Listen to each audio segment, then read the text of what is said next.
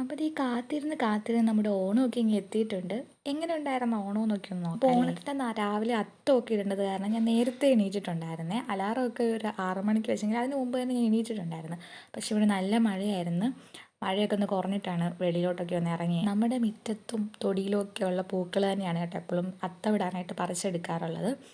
ഇതുവരെയായിട്ട് അതിനെ പുറത്തൊന്നും ഇതുവരെയായിട്ട് വാങ്ങിച്ചിട്ടില്ല. അത് കാരണം ചെറിയൊരു അത്തമായിരിക്കും കേട്ടോ ഇടുന്നത്. ഉള്ള പൂക്കളൊക്കെ വെച്ച് അഡ്ജസ്റ്റ് ചെയ്തൊരു ചെറിയ അത്തം. ഈ പ്രാവശ്യം മുറ്റത്ത് അത്തം ഇടണമെന്നായിരുന്നു കേട്ടോ എൻ്റെ ആഗ്രഹം. പക്ഷേ മഴേനെ ഒരു പേടിയുള്ളത് കാരണം സിറ്റ് ഔട്ടിലോട്ട് ആക്കിയിട്ടുണ്ട് ആ പ്ലാൻ. ചെമ്പരത്തിയായിരുന്നു കേട്ടോ ഈ പ്രാവശ്യം എൻ്റെ അത്തത്തിൽ ഏറ്റവും കൂടുതലുണ്ടായിരുന്നത്.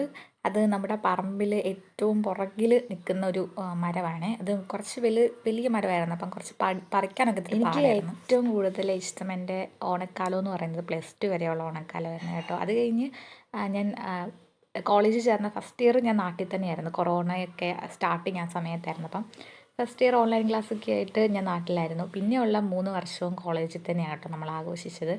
തന്നെയായിരുന്നു ഹോസ്റ്റലിലൊക്കെ +2 വരെയുള്ള ഓണം എന്നാ ഇത്ര സ്പെഷ്യലെന്ന് ചോദിച്ചു കഴിഞ്ഞാൽ ഇതുപോലെ രാവിലെ പൂ പറിക്കാനായിട്ടും അത്തം ഇടാനും ഒക്കെ എൻ്റെ അനിയനും അതുപോലെ എൻ്റെ ഒരു കസിൻ സിസ്റ്ററും ഞങ്ങൾ 3 പേരും കൂടി ആയിരിക്കും അത്തപ്പൂക്കളമൊക്കെ ഇടുന്നത്. ഒരു ബഹളമായിരിക്കും. അത് കഴിഞ്ഞ് പായസമൊക്കെ കുടിച്ച് കുറച്ച് നേരം ഞങ്ങൾ വീട്ടിലിരുന്ന് കളിക്കും. നേരത്തെ സദ്യയൊക്കെ കഴിച്ച് ഞങ്ങൾ ഞങ്ങളുടെ കുടുംബ വീടിൻ്റെ പുറകിൽ ഒരു തോട്ടമുണ്ട്, ഒരു റബ്ബർ തോട്ടം. അങ്ങോട്ട് കളിക്കാൻ പോകും കേട്ടോ. അപ്പോൾ അവിടെ ഞങ്ങളുടെ ബാക്കിയുള്ള കസിൻസും എല്ലാവരും വന്നിട്ടുണ്ട്. ഒരു 7-8 കസിൻസ് ഞങ്ങൾ അടുത്തടുത്ത് താമസിക്കുന്നത്. അപ്പോൾ ഞങ്ങളെല്ലാവരും കൂടെ ഭയങ്കര തോട്ടത്തിന് നടുക്കായിട്ടൊരു ഒരു തോടൊക്കെ ഉണ്ടായിരുന്നു. അപ്പോൾ അവിടെ പോയിട്ട് മീനെ പിടിക്കുക, ഇതൊക്കെയായിരുന്നു ഞങ്ങളുടെ മെയിൻ പരിപാടികൾ.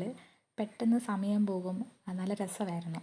പിന്നെ ഞങ്ങളുടെ വീട്ടിൽ നിന്നൊക്കെ ആരെങ്കിലും വിളിക്കാൻ പറഞ്ഞു ഞങ്ങളെ അകത്തോട്ട് കയറ്റാനായിട്ടൊക്കെ. പക്ഷേ ഇന്ന് ഞാൻ ഒറ്റയ്ക്കാണ് കേട്ടോ അത്തം ഇടുന്നത്. എൻ്റെ അനിയൻ ഉൾപ്പെടെ കുറച്ച് പേര് വിദേശത്തോട്ടൊക്കെ പഠിക്കാനും കാര്യങ്ങൾക്കൊക്കെ ആയിട്ട് പോയി.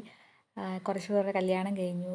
ഇപ്പോൾ ആരും അങ്ങനെ സ്കൂളിൽ പഠിക്കുന്ന ആരും തന്നെ ഇല്ല. എല്ലാവരും കോളേജ് ഒക്കെ പഠിക്കുന്ന പിള്ളേരാണ്. അപ്പം അങ്ങനെ ഒരു ഓർമ്മയായിട്ട് മാറി ആ ഒരു ഓണക്കാലമൊക്കെ. അങ്ങനെ അവസാനം ഈ ഒരു മുക്കൂറ്റിയും കൂടെ വെച്ച് കഴിഞ്ഞാൽ നമ്മുടെ അത്തപ്പൂക്കളത്തിൻ്റെ പണിയൊക്കെ തീർന്നിട്ടുണ്ട്. പറഞ്ഞില്ല ഞാൻ രാവിലെ 6 മണി തൊട്ട് ഇടാൻ തുടങ്ങിയതാണ് ഈ അത്തം. അപ്പോൾ ആ സമയത്തൊക്കെ നമ്മുടെ വീടിൻ്റെ ഫ്രണ്ടിൽ ഒരു ചെറിയ കോൺക്രീറ്റ് വഴിയുണ്ട്. അപ്പോൾ അവിടെ കൂടെ ഓരോ അമ്മമാരും പിള്ളേരും ഒക്കെ സെറ്റും മുണ്ടും അങ്ങനെ ധാവണിയും മുണ്ടൊക്കെ എടുത്തിട്ട് അമ്പലത്തിലോട്ട് പോവുകയാണ് കേട്ടോ. നമ്മുടെ ഇവിടെ മേളിലും താഴെയായിട്ട് 2 അമ്പലങ്ങളുണ്ട്. വെണ്ണിമല അമ്പലം എന്നൊക്കെ പറഞ്ഞാൽ ചിലരൊക്കെ കേട്ടിട്ടുണ്ടായിരിക്കും. അപ്പോൾ അമ്പലത്തിലൊക്കെ പോകുന്നത് കാണാൻ നല്ല ഭംഗിയുണ്ട്. അങ്ങനെ അത്തത്തിൻ്റെ പരിപാടിയൊക്കെ കഴിഞ്ഞു. ഇനി നമുക്ക് അടുക്കളയിലൊക്കെ പോയിട്ട് മമ്മീനെ ഒന്ന് ഹെൽപ്പ് ചെയ്യാം. ഇവിടെ പരിപ്പൊന്ന് വറുത്തെടുക്കാനായിട്ട് ഹെൽപ്പ് ചെയ്യുകയാണ് കേട്ടോ. നമ്മളിന്ന് പരിപ്പ് പായസമാണ് ഉണ്ടാക്കുന്നത്. ഇത് ഈ ചെറുപയർ പരിപ്പ് പായസം എന്ന് പറഞ്ഞാൽ വല്ലപ്പോഴും മാത്രം വർഷത്തിൽ ഒരിക്കലും എൻ്റെ വീട്ടിലുണ്ടാക്കുന്നത്. അത് ഓണത്തിന് അന്നാണ്. ഇച്ചിരി മെനക്കേടാണല്ലോ ഉണ്ടാക്കാനായിട്ട്. അങ്ങനെ അത് കഴിഞ്ഞ് കുളിയൊക്കെ കഴിഞ്ഞ് ഞാൻ എൻ്റെ ബ്രേക്ക്ഫാസ്റ്റൊക്കെ കഴിച്ചിട്ടുണ്ട്. പുട്ടും പഴവുമായിരുന്നു കേട്ടോ ഇന്ന് രാവിലെ. അതിൻ്റെ ഇടയ്ക്ക് പായസമൊക്കെ ഒന്ന് ടേസ്റ്റ് ചെയ്യാനായിട്ട് പോയിട്ടുണ്ടായിരുന്നു, സെറ്റായോ എന്നൊക്കെ അറിയാനായിട്ട്. പിന്നെ ഈ ഓണം എന്ന് പറഞ്ഞു കഴിഞ്ഞാൽ നമുക്ക് അത്തപ്പൂക്കളും ഊഞ്ഞാലും ഒക്കെ കഴിഞ്ഞ് വരുന്നതായിരിക്കുമല്ലോ സദ്യ. അപ്പം അങ്ങനെ നമ്മൾ വാഴയിലയൊക്കെ വെട്ടാനായിട്ട് ഉച്ചയ്ക്ക് ഇറങ്ങിയിട്ടുണ്ടായിരുന്നു. അതൊക്കെ വെട്ടി ഇനി ഇത് കഴുകി നമുക്ക് സദ്യ കഴിക്കാൻ പോകാം. ഈ പരിപ്പ് പായസവും അതുപോലെ തന്നെ ഇത്രയും വിഭവങ്ങളൊക്കെ കൂടിയിട്ടുള്ള സദ്യയൊക്കെ ഓണത്തിന് മാത്രമായിരിക്കും കേട്ടോ ഞങ്ങളുടെ വീട്ടിൽ കാണുന്നത്. അപ്പോൾ അതൊക്കെ നമ്മൾ നല്ല ആസ്വദിച്ച് അന്നത്തെ ദിവസം കഴിക്കും. സദ്യക്ക് വേണ്ട എല്ലാ കറികളൊന്നും ഇല്ലായിരുന്നു, പക്ഷേ അത്യാവശ്യം കറികൾ വെച്ചിട്ടുണ്ടായിരുന്നു കേട്ടോ. നമ്മുടെ അവിയലുണ്ടായിരുന്നു, പച്ചടി ഉണ്ടായിരുന്നു, പയറുതോരൻ ഉണ്ടായിരുന്നു, അതുപോലെ തന്നെ കൂട്ടുകറിയും അച്ചാറും മോരും ഇഞ്ചിക്കറിയും. ഇഞ്ചിക്കറി പകുതി സദ്യയുടെ പകുതി ആയപ്പോഴാണ് കേട്ടോ ആ കറിയുടെ കാര്യം ഓർത്ത് തന്നെ മറന്നുപോയായിരുന്നു. പിന്നെ പപ്പടവും പാവയ്ക്ക വറുത്തതും നമ്മുടെ ശർക്കര പുരട്ടിയും ഉപ്പേരിയൊക്കെ ആയിട്ട് ഒരു നല്ല സദ്യ കഴിച്ചു. ഈ പ്രാവശ്യത്തെ ഓണത്തിൻ്റെ മെയിൻ പരിപാടികൾ ഇതൊക്കെ ഉണ്ടായിരുന്നുള്ളൂ. അത്തപ്പൂക്കളം ഇടുന്നു, സദ്യ കഴിക്കുന്നു, ഇത്രയൊക്കെ ഉണ്ടായിരുന്നുള്ളൂ. പായസം കുടിക്കുന്നു, TV കുറച്ച് നേരം കണ്ടു, പിന്നെ കിടന്നുറങ്ങി. അതൊക്കെയായിരുന്നു.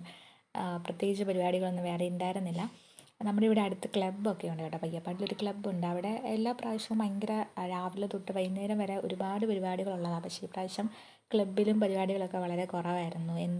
ഇപ്രാവശ്യം ഓണത്തിനൊരു വൈബില്ലായിരുന്നു ഞങ്ങളുടെ നാട്ടിൽ. ക്ലബ്ബിലെ പരിപാടിയൊക്കെ ഉണ്ടായിരുന്ന സമയത്ത് ഇതുപോലെ അത്തപ്പൂക്കളം മത്സരം കാണും. അന്നേരം നമ്മൾ പേര് കൊടുക്കുവാണെങ്കിൽ നമ്മുടെ വീടിൻ്റെ ഫ്രണ്ടിൽ തന്നെ നമ്മൾ അത്തപ്പൂക്കളം സെറ്റ് ചെയ്താൽ മതി. ജഡ്ജസൊക്കെ വീട്ടിൽ വന്നിട്ട് അവർ ചെക്ക് ചെയ്തിട്ട് പോകുമായിരുന്നു. അന്നേരം പിള്ളേർ വാശിക്ക് രാവിലെ ഒരാൾ എണീക്കുന്നതിന് മുമ്പ് അടുത്തയാൾ എണീക്കും. പൂവെല്ലാം പറിക്കണം. അങ്ങനെ ഒരു രസമായിരുന്നു. പക്ഷേ ഈ പ്രാവശ്യം അങ്ങനത്തെ വലിയ വൈബൊന്നും ഉണ്ടായിരുന്നില്ല. ക്ലബ്ബിൽ പരിപാടിയൊന്നും ഇല്ലാത്ത കാരണം ഒരു ഓളമില്ലായിരുന്നു ഓണത്തിന്. അപ്പോൾ ഈ പ്രാവശ്യത്തെ എൻ്റെ ഓണം വീട്ടുകാരോടൊപ്പം തന്നെയായിരുന്നു. ശരിക്കും ഈ സമയത്ത് ഞാൻ എൻ്റെ അനിയനെയും എൻ്റെ കസിൻ ഗ്യാങ്ങിനെയൊക്കെ നന്നായിട്ട് മിസ് ചെയ്യുന്നുണ്ട്. ആ ഒരു ഓണം മിസ് ചെയ്യുന്നുണ്ട്. നിങ്ങളുടെ കുട്ടിക്കാലത്തെ ഓണം എങ്ങനെയായിരുന്നു എന്നൊന്ന് ഷെയർ ചെയ്യണം കേട്ടോ. എനിക്ക് അറിയാനൊരാഗ്രഹം. ഇതുപോലെ ക്ലബ്ബും കസിൻസും കൂട്ടുകാരും ഒക്കെ തന്നെ ആയിരുന്നു ഇതൊന്ന് അറിയാനായിട്ടൊരാഗ്രഹം.